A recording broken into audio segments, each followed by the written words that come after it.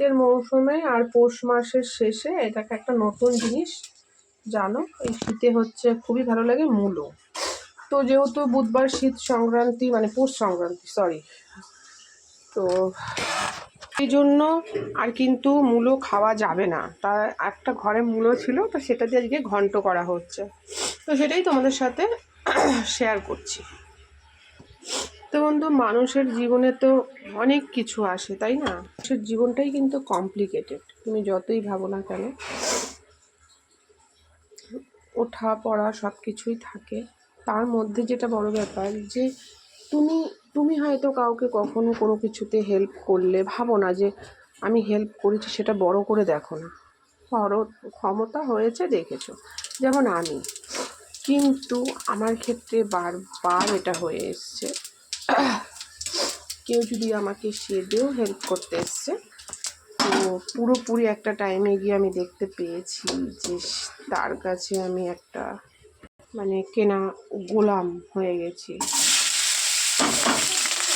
তো জীবনে সবসময় এই জিনিসটা মেনটেন করবে যে কারোর গোলাম হয়ে যাতে থাকতে না হয়, সেটা যেই হোক, নিজের আপনজন।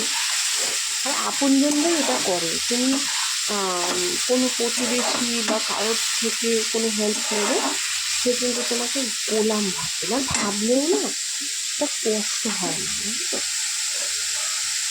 কারণ সে তো অপর, কিন্তু যাকে তুমি মন প্রাণ দিয়ে নিজের মনে করো, কাছের মনে করো, সে যখন কিছু কিছু অপশন তোমার সামনে তুলে ধরে, তো সেটা কিন্তু হয়ে যায় খুব কষ্টকর। তো এরকমই, এর জন্যই বললাম যে আমাদের বা মানুষের জীবনটা হচ্ছে খুব কমপ্লিকেটেড। কখন কার জীবনে কী সংশয় আসবে কেউ বলতে পারবে না। তো সেরকমই আমি এটা নিজের অভিজ্ঞতা থেকে বললাম সম্পূর্ণ, আমি এটা কোনো রকম মন গড়া নয়, নিজের অভিজ্ঞতা থেকে। তবে আমার মধ্যে তো পজিটিভলি কাজ করে, কিন্তু যেটা হয়েছে হয়েছে, ভালোর জন্যই হয়েছে, হয়তো অনেক খুব ঘুরে বেড়াবে। মূলো আমি অতটা পছন্দ করি না। তো আর আমি ফার্স্ট টাইম রান্না করছি, সবজি টবজির সাথে রান্না করি, কিন্তু ঘন্ট ফার্স্ট টাইম করছি। তো যাই হোক, যেখানে ছিলাম আমি যা কিছু বললাম সম্পূর্ণ আমার অভিজ্ঞতা থেকেই বললাম। তো আমি দেখেছি, জানো তো, আমি যাকে বেশি প্রায়োরিটি দিয়েছি, যে আমার কাছে বা যাকে নিজের মনে করেছি বা কিছু, আমি সেখান থেকে আঘাত পেয়েছি। এমন একটা পজিশন হয় যে সব কিছু তাকে যা আমাকে করতে হবে, তো এরকম একটা ব্যাপার। তো না হলেই নানান কথা। তো যাই হোক, একটু আদা বাটা, জিরের গুঁড়ো, হলুদ এগুলো দিলাম, লঙ্কা টঙ্কা কিছু দিলাম না।